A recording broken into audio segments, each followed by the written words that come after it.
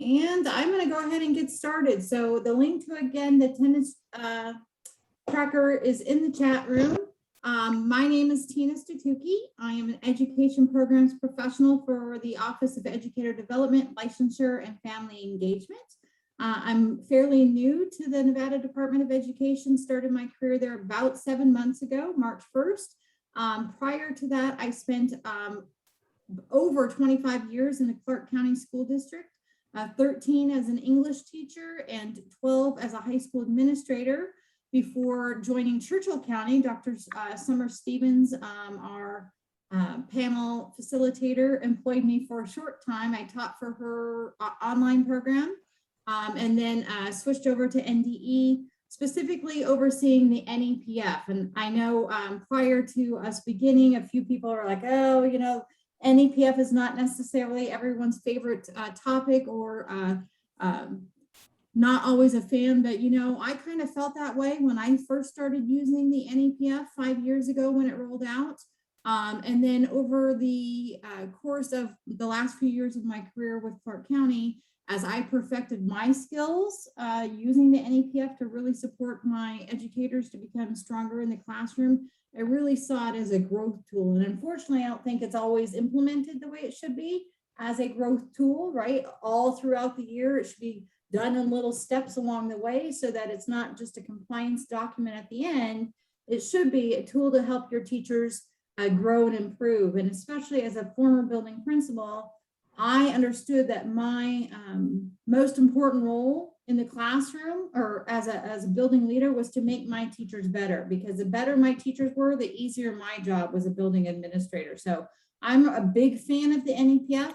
And my goal, now that I've joined the NDE team, is to really help educators statewide understand how to use it effectively and to really understand that it's really used to help teachers improve their instruction in the classroom. It's not a compliance tool. It's not, it shouldn't be something done at the end and just put more work on everybody. It's supposed to be used throughout the year and really a seamless use to help educators become better. My co-presenter, I'll let introduce herself, Andrea. Hello, I'm Andrea Conley. I've been with the Clark County School District for 25 years, but I was like Tina as far as the NEPF. At first, I was like not a big fan, but I'm currently at the College of Southern Nevada High School, but prior to that, I was at Nevada Learning Academy for a little over 5 years, which was the online school for CCSD. So I've been using the NEPF in a digital world for several years. And so I had to do a lot of work with the teachers of really going over it and how does that work digitally. And so I came to appreciate it a lot more than when I was in a brick and mortar, because it was just, I spent more time looking at it and what it really could do if it was implemented. So even though I too was at first like a new way of doing things, but once you really look at how it works, you can see how it can help you as a building leader, like Tina was saying, you know, really help your teachers. And when the teachers are better instructors, then it's just better for everybody. But welcome everybody. It's great to see you on a Saturday.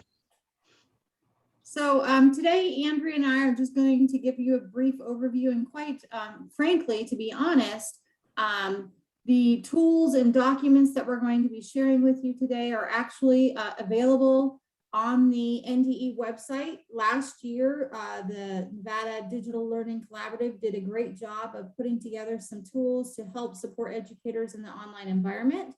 So we're going to be kind of talking about those tools. And then this week, I also finished up creating another NEPF Canvas course. I don't know if any of you've been in Canvas and looked at all of the Canvas catalog, the courses that are offered through NDE. I've got about 6 courses available already on the NEPF, different elements, but I just finished up the digital one and I'm going to get it published as well, so that you can not only use it yourself and go through the course and actually earn additional professional learning hours for your license renewal, but you could also share it with people you work with, especially as administrators. You could share it with the teachers that you work with.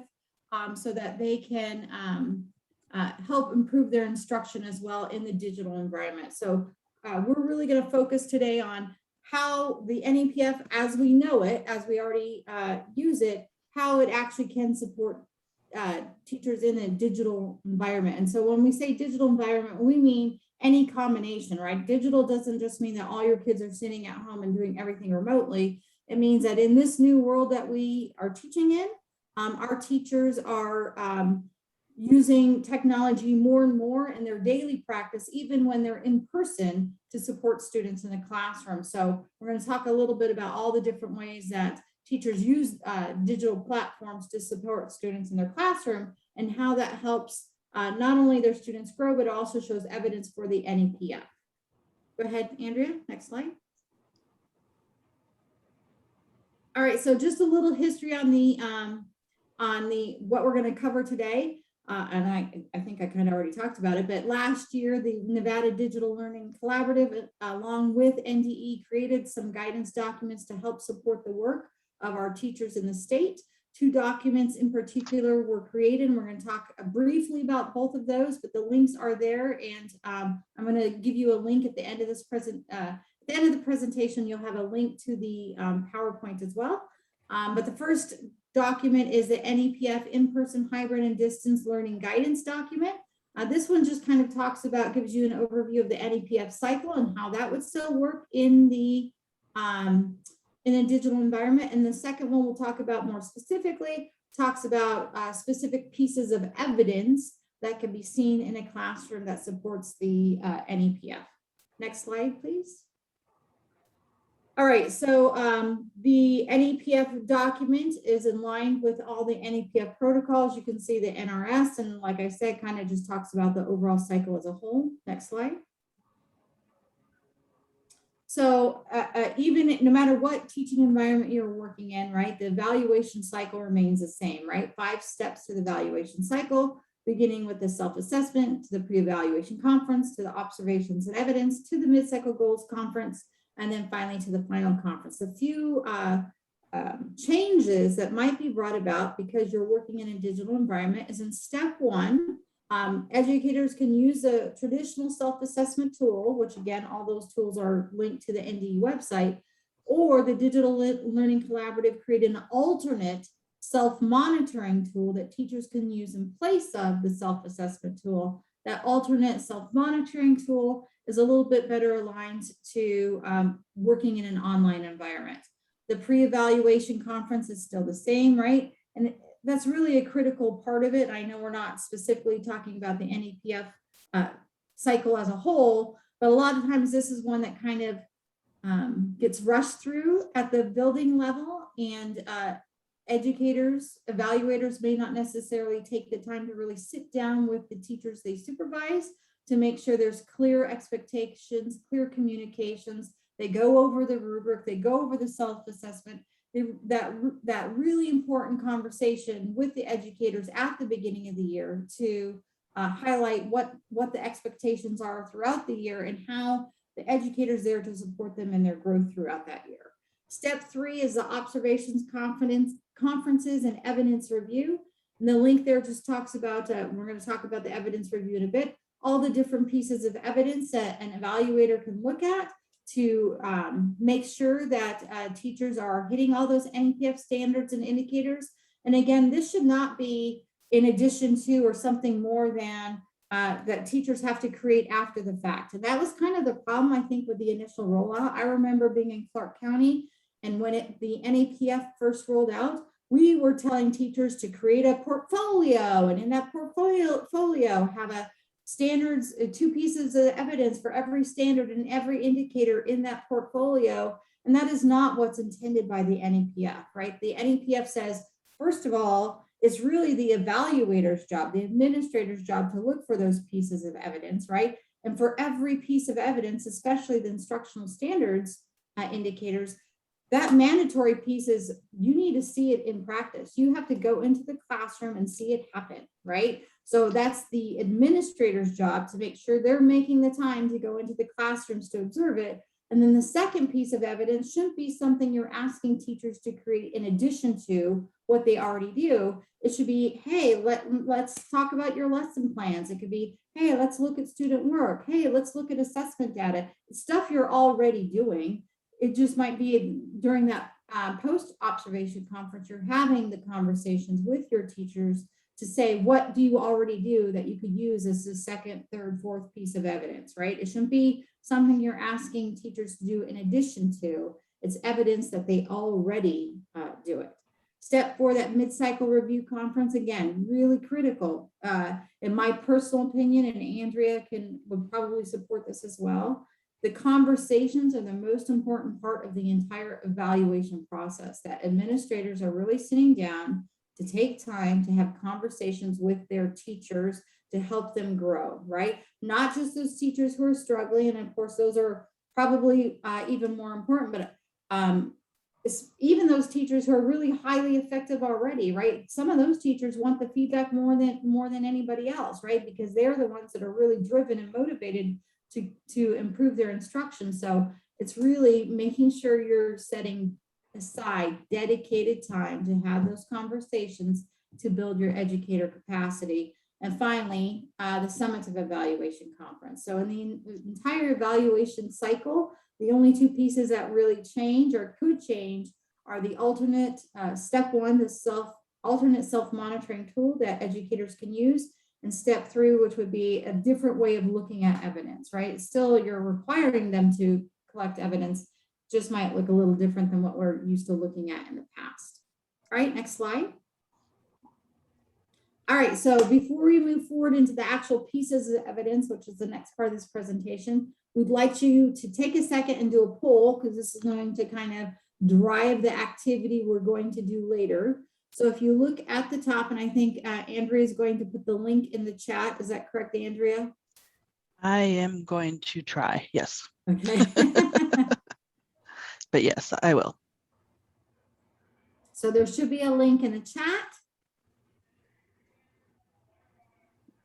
It'll be there in a minute.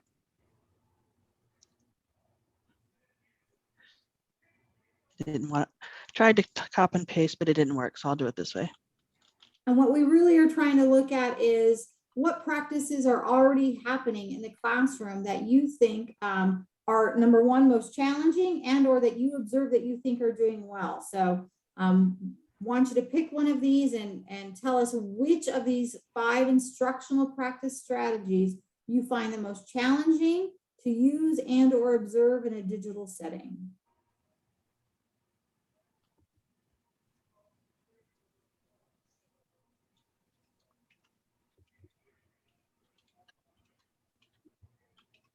It didn't link, but the words are there. You can copy and paste. Hopefully we're going to get it to work, because this is the first time Andrea and I have both used this software here.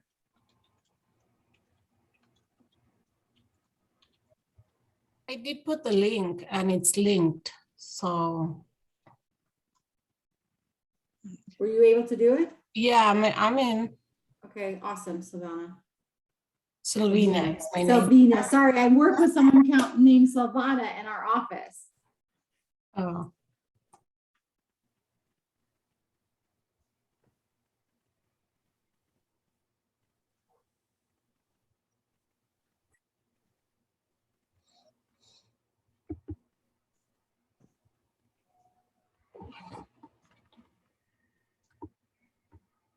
I know you may not be able to see the results on our end. It says there might be an issue, but I can see that people are responding. Right now we're looking at standard 4, 67% of educators have a hard time looking at that. 29% for standard 3, 13% for standard 2.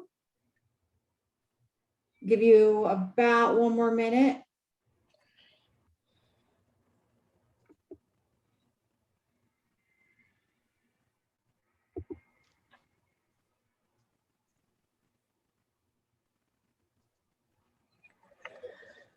Still 67%.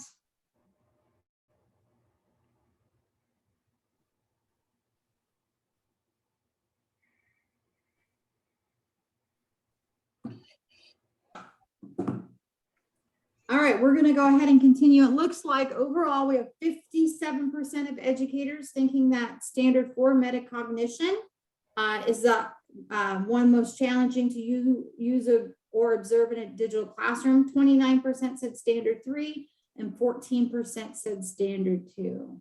Go ahead, next slide, Andrea.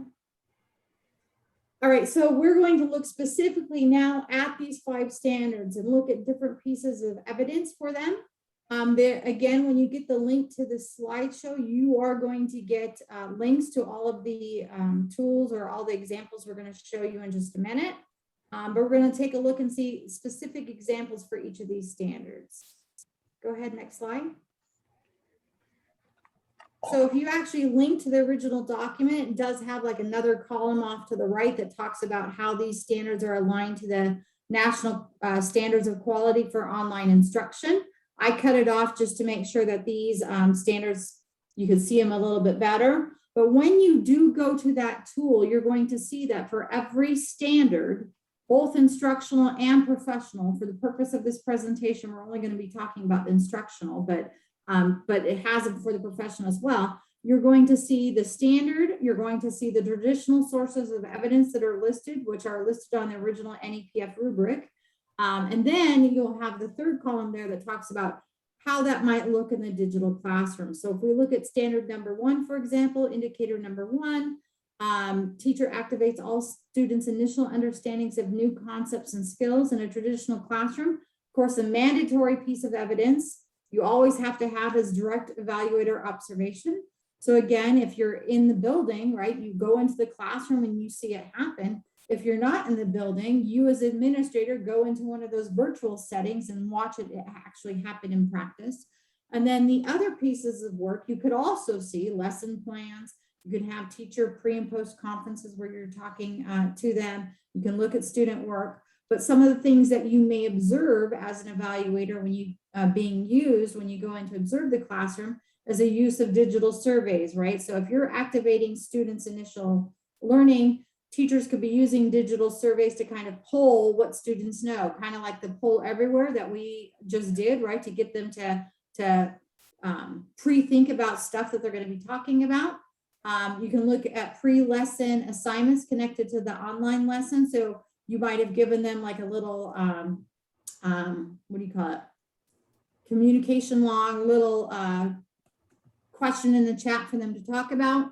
Breakout room transcripts. So if you're starting a class and you send all your kids out to breakout rooms, you could just keep a copy of the transcripts. That could be used as evidence, and even recordings of your synchronous or asynchronous lessons. That's one of the beauties of being online and recording your classroom settings. Your administrator, or you as an administrator, may not be able to get into that classroom, right, when that classroom's actually being held. But you could go in afterwards, look at that recordings, and actually use that as the mandatory piece of evidence, right? That's an online observation. So I'm going to give you just a second to look at standard 1. We're going to focus a little bit more on standard number 4, because based on the poll results, that's where you most of you thought you found it most challenging. Yeah, when I was observing in a digital environment a lot, that was a big thing, because I know how many times have you gone into a classroom or had an administrator come into your classroom and you're like, oh, I wish you'd been here yesterday.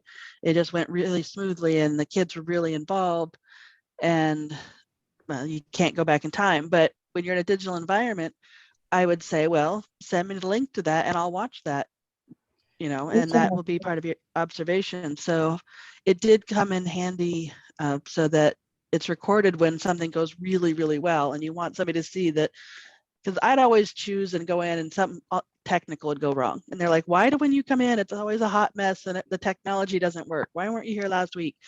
So then I not only get to see how they responded to things that happen, you know, do they freak out or do they stay calm and solve the problems? I get to see the lesson that went well. And so digital does have some pluses, but in all of this, the other, like Tina said, there's surveys and stuff for initial understanding, but you have the same problem you have with students in a classroom, getting them to speak. I know a lot of teachers have that issue. Kids will sit there with their camera off and won't talk. So the surveys and the different ways Tina was saying are ways to get that feedback without the student having to speak on camera. And so you can still, they're still engaging the students until they feel comfortable to speak on camera. Because I know I disliked it when we first went to everything virtual. Well, and that's one of the reasons I asked Andrea to join me on this presentation and to present with me, because I said, who better, probably in the state of Nevada, to really present on what it looks like to, as an administrator, to observe classrooms and provide good feedback to your teachers than Andrea, right? As principal of, you were like principal of the MVLA for over 5 years, correct? Yes. Yeah, so you've been in more online classrooms than anyone I know. On the, Go ahead. I yeah. was going to say you're on a national board, correct? I was, when I was over NVLA, I was the executive director of the Virtual Learning Leadership Alliance. And we, with Quality Matters, rewrote the national standards for quality online classes and programs. So we've looked into this a lot. Awesome. All right. How about next slide, standard 2. All right. So we look at standard 2, learning tasks have high cognitive demand for diverse learners. And again, on the left is a standard, in the middle is traditional sources, and on the right are blended and digital evidence sources. Again, you're going to have access to all of these. And I know we're running a little bit short on time. We only have about 20 minutes left, and we do want to get to another activity, so you guys can share out as well. So I'll give you just a minute to take a look at those. And again, I think this one was ranked 3rd highest as far as the struggle, right? And for me particular, because I did teach online for Churchill for about 7 months, when I look at standard 2, maybe not indicator 1, 2, or 3, but indicator number 4 might be especially hard for a school administrator to be able to observe in the classroom, whether or not the teacher operates with a deep belief that all children can learn. But that's really important to, that's when it's really important to go in and observe your classrooms, right? And to look at communication logs, right?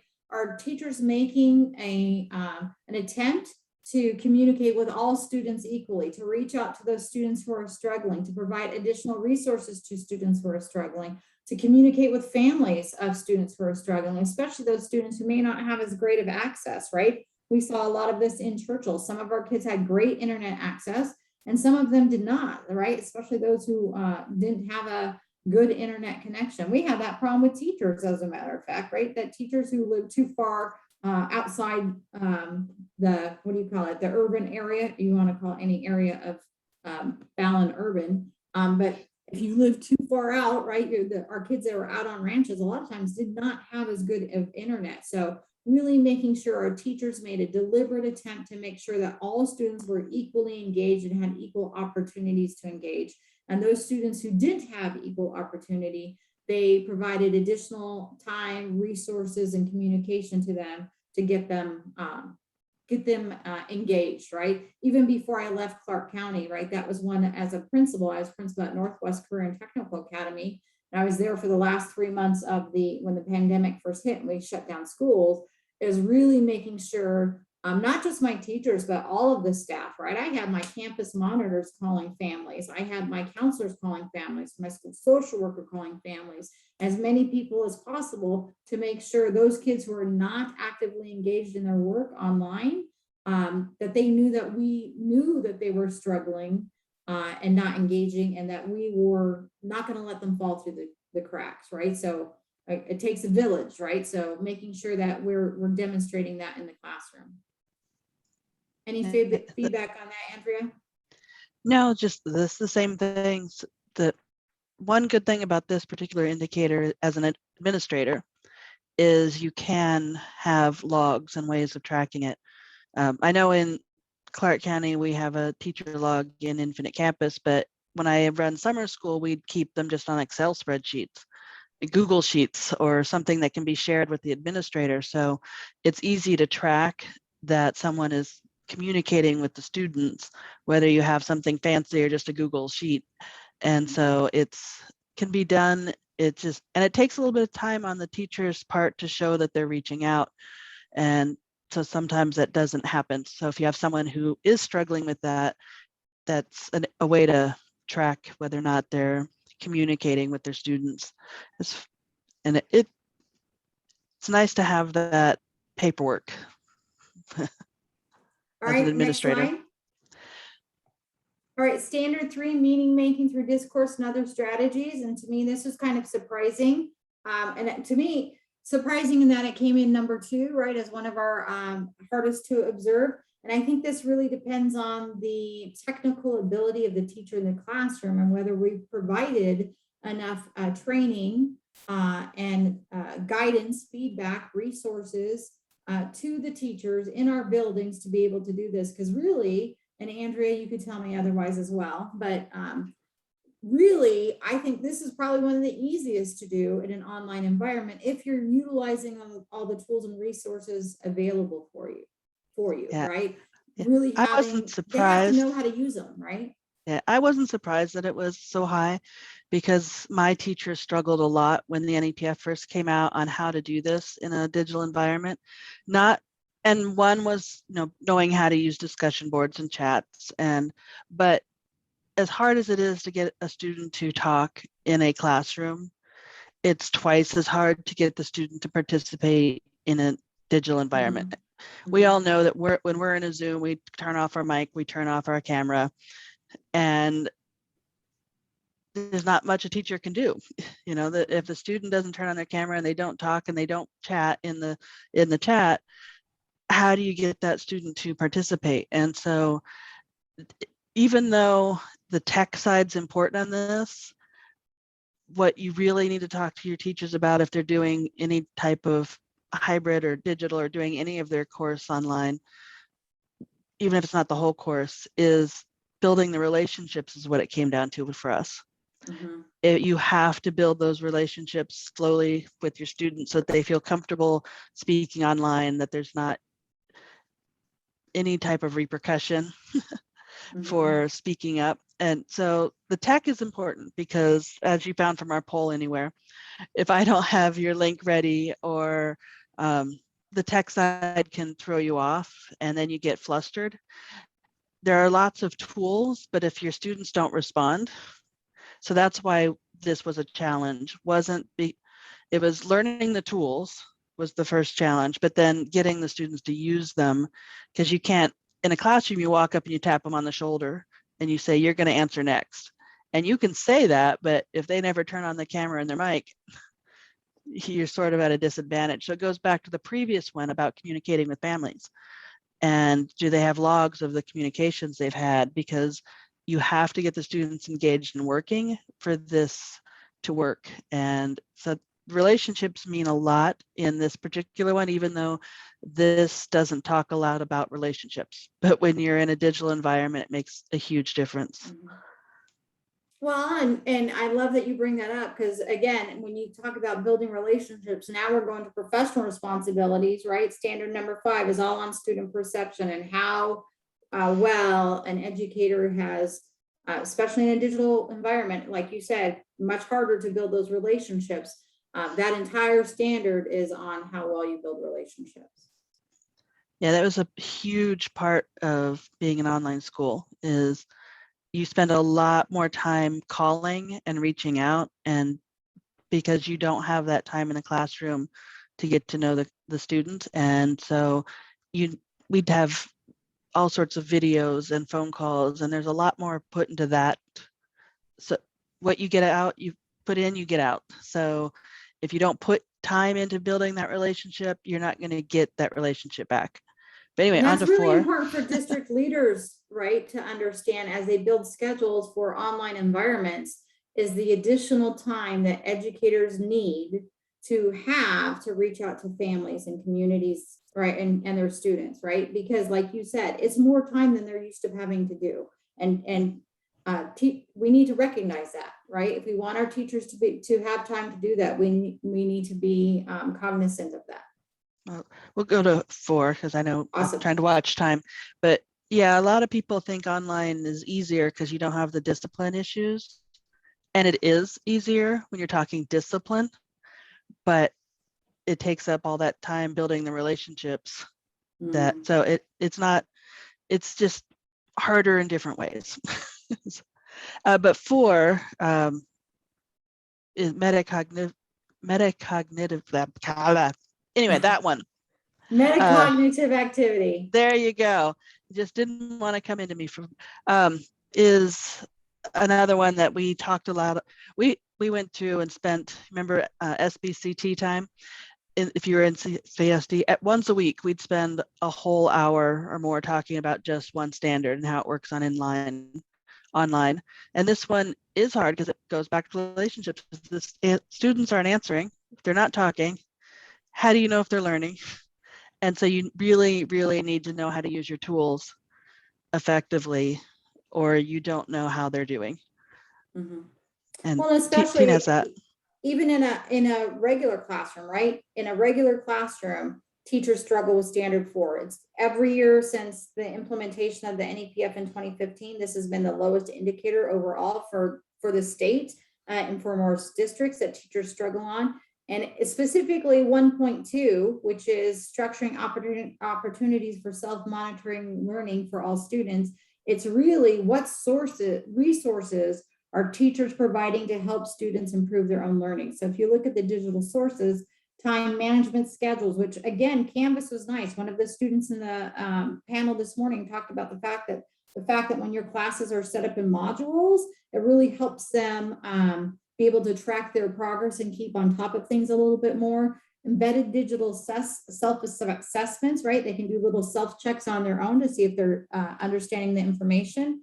Digital rubrics posted, right? When you're giving a kid an assignment, they need to know exactly what they need to do and what's expected of them, and even performance criteria, which goes into standard number 5, right? When you give them the rubrics, you're giving them performance criteria of what they need to do to reach the highest level. Teacher announcements post, work product, submission options available, all these different things, all these different resources you're providing to your students in an online platform or evidence for NEPF standards, standard 4, but particular indicator number 2. Yeah, I had a teacher who was particularly good at this and some that were particularly bad. But when a lot of it comes down to the design of the course, whether it's fully online in Canvas or you're a face-to-face teacher who puts a lot of their lessons in Canvas or a different learning management system. But when you build the modules, not just at the end of every module, but within the lesson, you can put self-checks.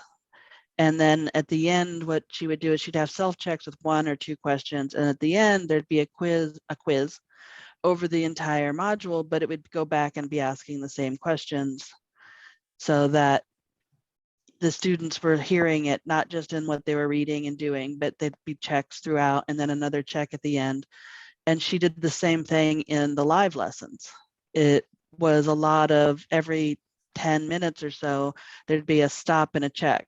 And it would either be a quick type in the chat, the answer to this question. She was a foreign language teacher, so it would be, say, something, conjugate, give me the 2 version of this word, or however they did it. Should be in the chat. Or she would have them, she'd share the board and they'd write on the whiteboard with their mouse the words.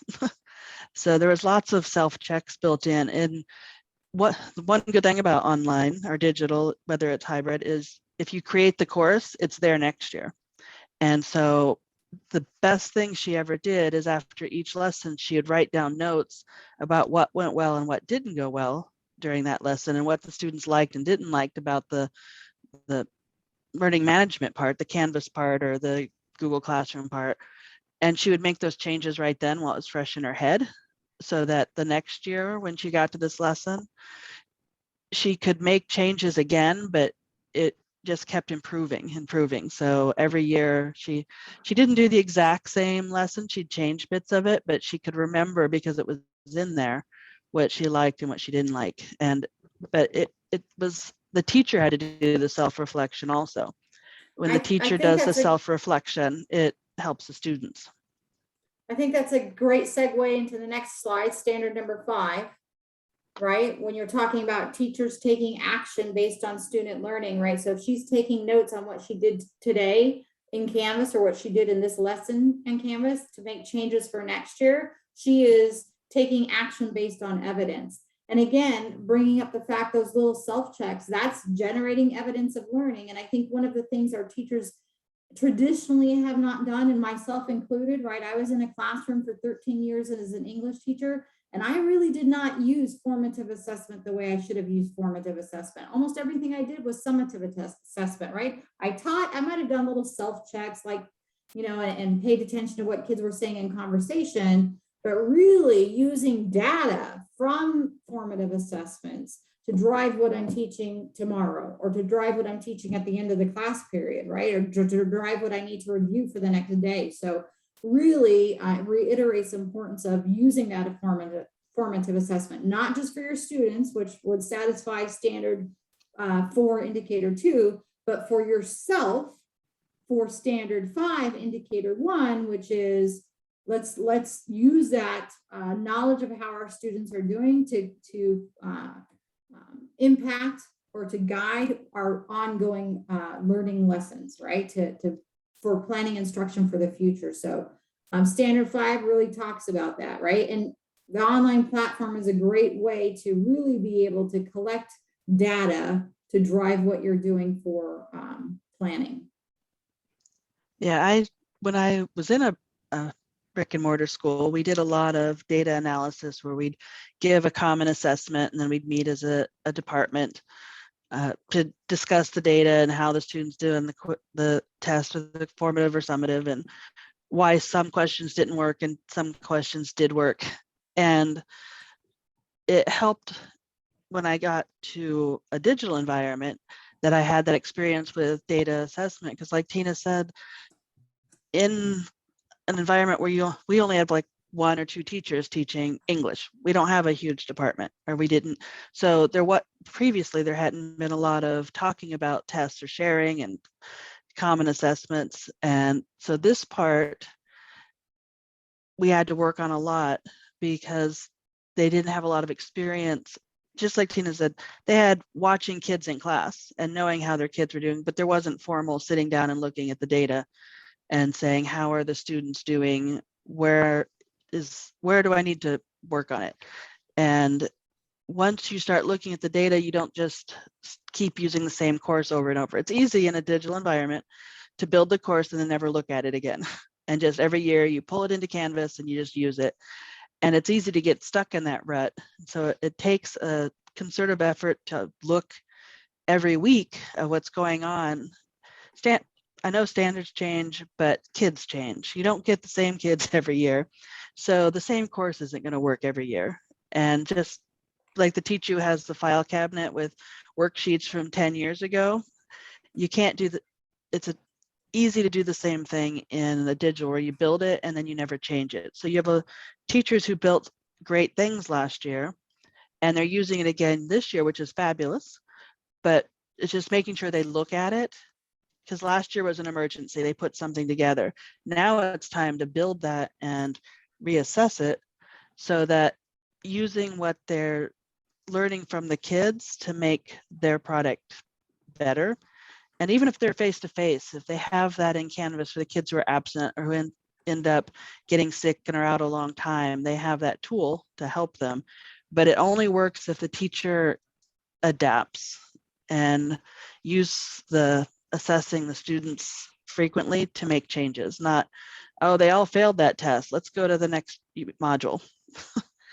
Like, so now something obviously isn't working, and it's easy for you to see it as an administrator if they're making changes within their course. And so that's something that you don't have in a brick and mortar, is you can actually see them changing their course in Canvas as they adapt it. Or they can print out, here's a lot of the changes I made in my courses because kids weren't understanding this concept. So I went and found tools or videos, or I went and found things and it's easy as an administrator, or easier to see how they're making changes to their lessons. But all of these things that were listed here are other ways that could be embedded in their course. Even if it's face-to-face and they bring out, hey, everybody get out your laptop in a one-to-one school. We're going to open up this module. We're going to watch this. We're going to have a discussion. We're going to do a survey. They can blend those together, and then you can see how they adapt the next lesson based off what they got in there. So there's ways to do it both fully online or in a one-to-one environment. All right, Andrea, we only have about 3 minutes, so Oh. let's go through where I think we need to skip our Padlet. Yep.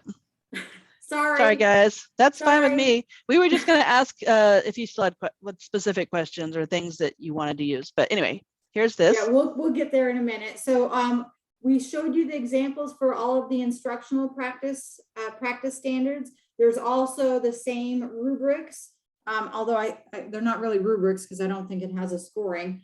There's also the same matrix for the professional responsibilities as well. So this is a link, which again, I'm going to give you the link to the entire slideshow in just a minute, that has all of the professional responsibilities standards as well. Go ahead, next slide.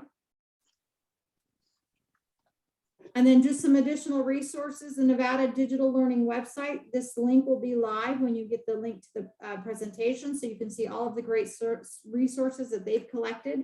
The National Standards for Quality Online Learning is also up there. My email is up there if you want to contact me and talk more about the NEPF. I'm always willing to talk about the NEPF. And then, of course, our NDE NEPF webpage is also available for you. Go ahead, next slide. And then there's my email information, Andrea's information, and this is the link to the actual presentation. So I am going to, did you copy it in? Is that what you copied in there, Andrea? Yep. Okay. I didn't use this particular bit.ly, so I'll put that one in there too. Okay, so she's going to put the bit.ly link to the presentation in the chat, so you could download the whole presentation. All the links will be live for you to use.